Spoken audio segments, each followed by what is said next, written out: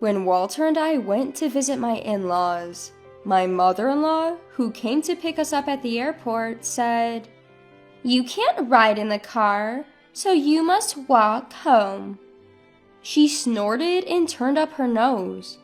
It's a 3-hour journey one way, and though I'm confident in my physical strength, this treatment was too much. I almost cried, but someone reached out to help me. In the end, it was mother-in-law who regretted it. My name is Jennifer. I'm 30 years old and married. I love mountain climbing, and I met my husband Walter, who is 2 years younger, in a college mountain club. Walter is handsome and popular with women, and when he asked me out, I wondered, why me? According to Walter, Jennifer moves forward silently, even on the hardest routes without complaining, and I like that about her. Walter works for a well-known corporation and earns a high salary. We've been living happily together since our marriage, just like our student days. But there's one thing that bothers me. Oh, it's a call from Mom. Sorry, I'll go talk to her. During dinner, Walter said that and hurried into his room with his mobile phone. Mother-in-law calls Walter frequently, about once every 2 days. Mother-in-law seems to adore her excellent son, and Walter is sweet to mother-in-law, making me suspect he's a mama's boy. But since she raised Walter with care, I think I should value her too. However, it seems our feelings are different. It happened before our marriage, when we went to greet my in-laws.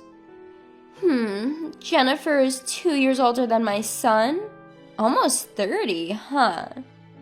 Mother-in-law seemed displeased with having an older daughter-in-law and looked unhappy throughout. Father-in-law said, "It's fine, isn't it? Love conquers all. Jennifer seems reliable, and she's perfect for Walter, who has a weak side." But that seemed to displease her even more. Mother-in-law seemed unable to oppose father-in-law directly, so she decided to bully me without him noticing. "Oh dear, I'm sorry, Jennifer. It seems the snacks I served you have gone bad.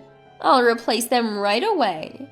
When mother-in-law intentionally harassed me, she would open her eyes wide, snort, and twist her lips. I had become like a zoologist, able to distinguish her expressions. "Oh, it's okay. I can eat it." I smiled and cut off the spoiled part of the dried fruit and ate it. I had learned survival skills in the mountain club. Eat what you can of the food. Father-in-law and Walter said, "Haha, that's just like Jennifer." Father-in-law added, laughing, "Honey, that's not good. Don't serve Jennifer something like that." The atmosphere remained pleasant, but... I was careless. I'm sorry. While laughing, I didn't miss her brief, sharp look and a click of her tongue. There were other instances, like when she said, "Look, I went to Italy last week and bought souvenirs," and pulled out a high-quality branded tie for Walter. For me, it was a flimsy t-shirt with a fake-looking logo that was obviously a knockoff brand. "Come on, try on the tie. Jennifer, you try on the shirt too." At that moment, mother-in-law's face showed that familiar expression, and I realized it was another harassment. No? I can't wear a tie with casual clothes." I'm not up for it right now either. I forced a smile to keep the atmosphere light, but inside I was fed up.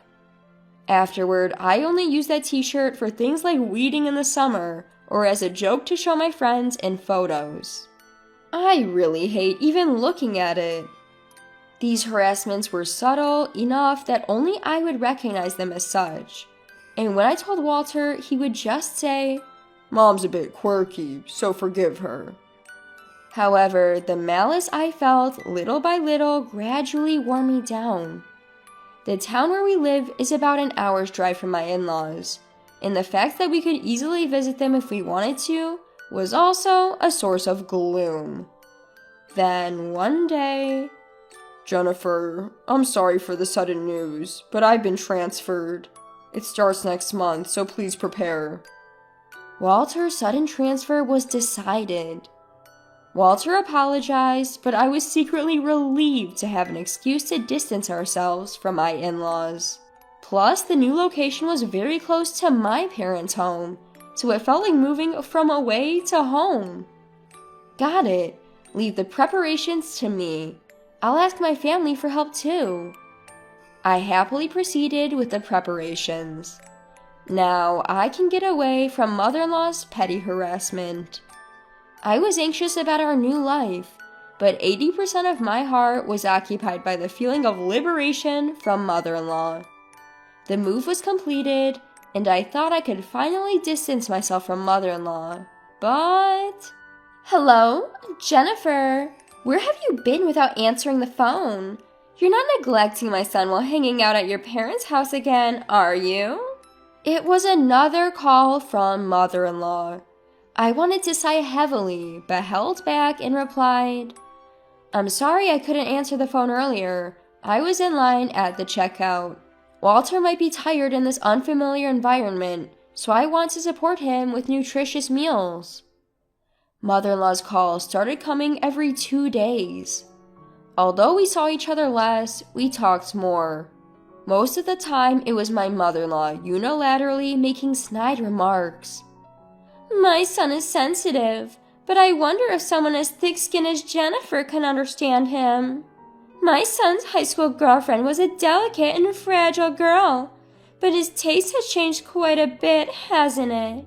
And so on, saying only things that would make me uncomfortable. Does mother-in-law have no other outlet for her stress? I felt like I had become a trash can labeled stress outlet. What hurt the most were the snide comments about children. Jennifer, you're already 30, aren't you? What do you think about children? I wonder if you, being older than my son, can have a normal child? I was shocked that someone would say such a thing in this day and age, but since it was something I had been concerned about recently, tears flowed after I hung up the phone. What does mother-in-law think of me? Does she think I won't be hurt by whatever she says? After that, the calls kept coming frequently, but when I responded only with safe answers to avoid making waves, perhaps she found it boring and not worth bullying, so the number of calls gradually decreased. I was truly relieved from the bottom of my heart. Then, on New Year's Day the following year, my husband and I headed to my in-laws' house. They were going to pick us up from the airport. Hey, Walter, Jennifer, long time no see. Father-in-law waved and greeted us. I was honestly dreading seeing mother-in-law, but father-in-law's friendliness was a relief. Happy New Year, Mom and Dad. Happy New Year to you both. Happy New Year, I'm glad you came. Happy New Year, Walter. Good to see you. We exchanged New Year's greetings, but mother-in-law didn't even look at me. Perhaps she was angry about my cold response to her frequent calls. It was an awkward relationship.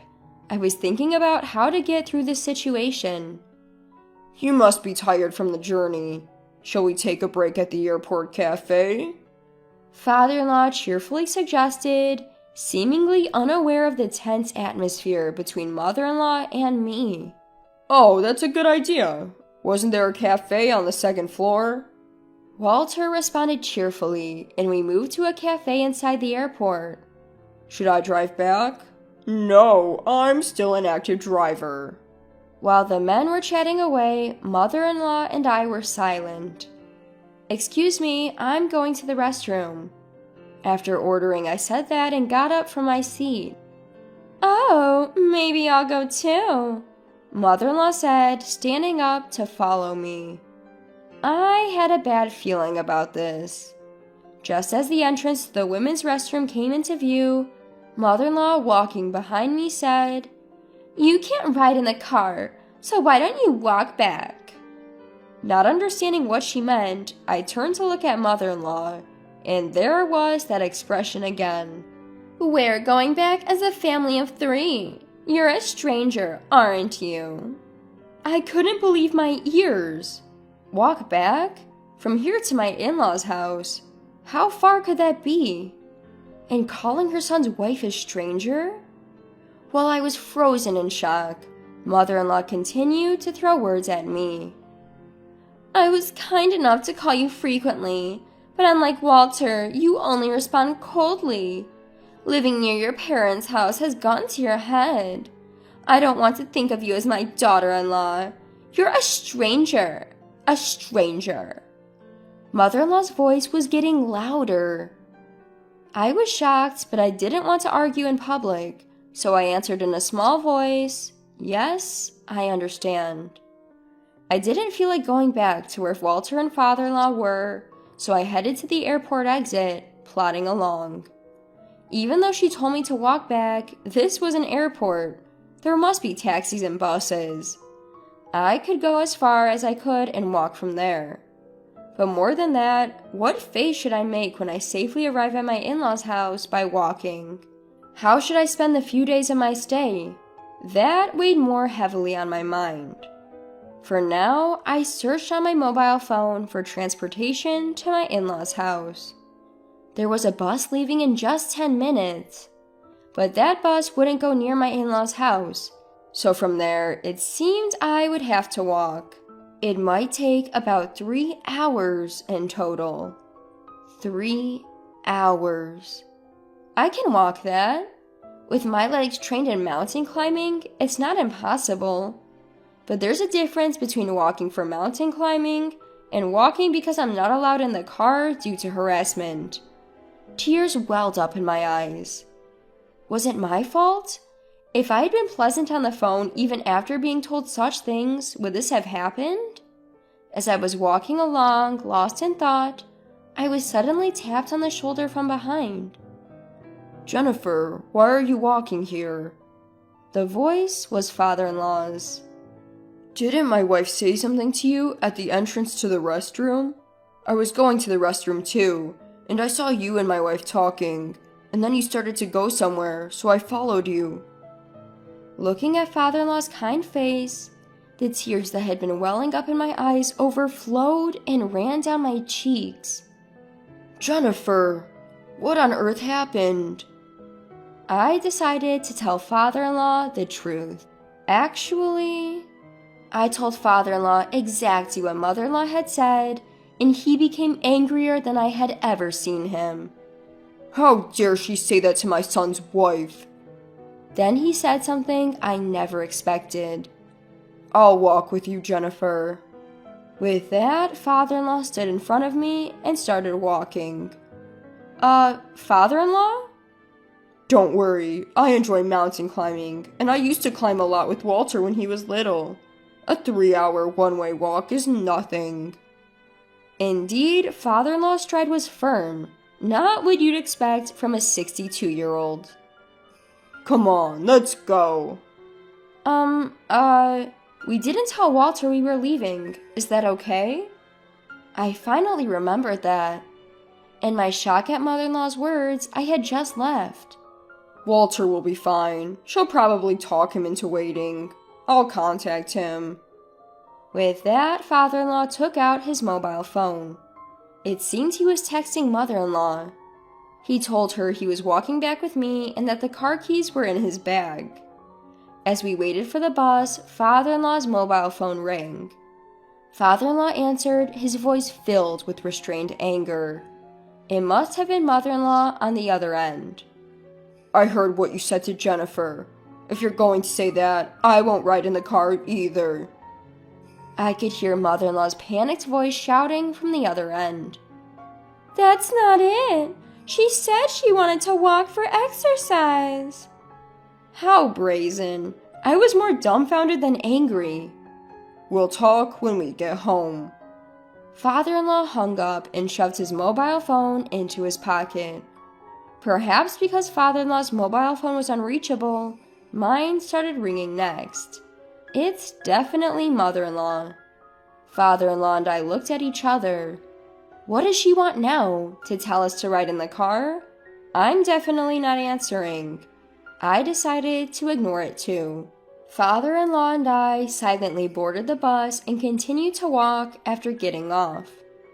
This way is a shortcut. There's a slope here for a while, but let's do our best. With father-in-law occasionally giving advice, it felt like we were mountain climbing together. However, I hadn't planned on walking so much today and was wearing regular boots. Father-in-law was wearing leather shoes.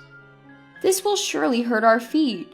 During the journey, I hardly spoke, but I did ask once, Father-in-law, are your feet okay? Won't walking for a long time in those shoes hurt your feet? Father-in-law glanced at my feet and squinted. I guess we're in the same boat. Making a woman walk such a long distance in those shoes, I can't believe her. Father-in-law sighed. We both thought of calling a taxi, but neither of us mentioned it, intending to spite mother-in-law. But Jennifer, you're strong. Walking such a long distance without complaining?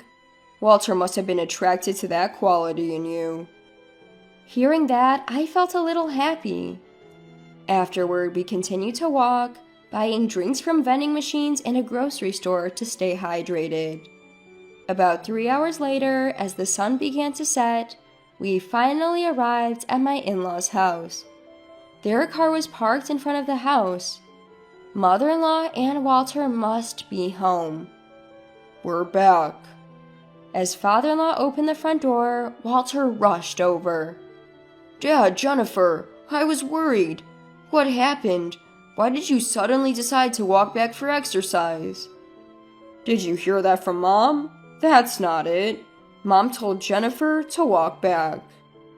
Father-in-law said, looking understandably tired, as he sat down on a chair near the entrance.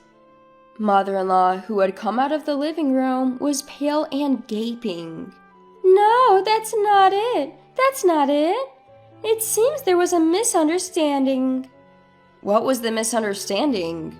I couldn't keep quiet any longer. You said, since you can't ride in the car, why don't you walk back? Didn't you? This was the plain truth. I hate lying. Thanks to that, I was reminded of my mountain climbing club days. A 3-hour one-way walk was good exercise. Walter looked back at mother-in-law.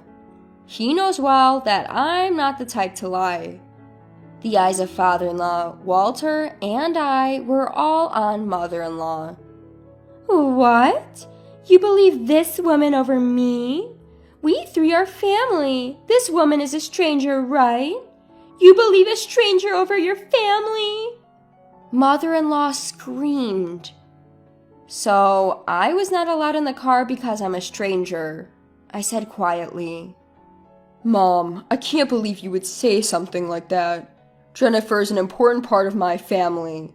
I wanted you to feel the same way. Walter said, clenching his fist. His hand was trembling with anger. If you're going to treat Jennifer like this, I'm done with you, Mom.